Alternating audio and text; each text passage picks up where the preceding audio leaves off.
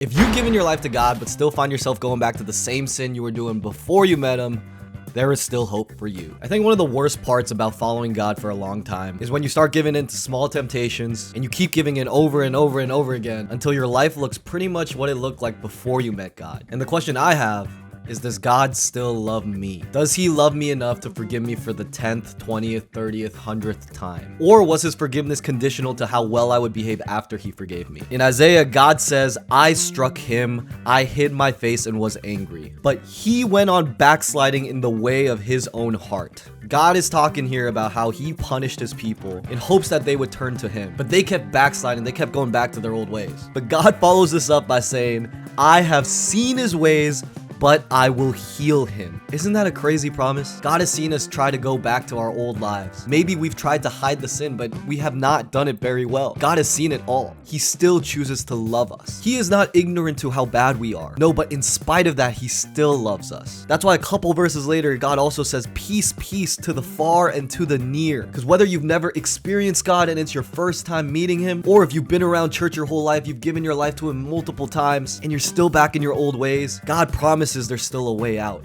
He can still forgive you. That is the depths of God's love for us. And so the hope for the backslider is to see the great love of God and turn back to him again, because he is still there, choosing to forgive.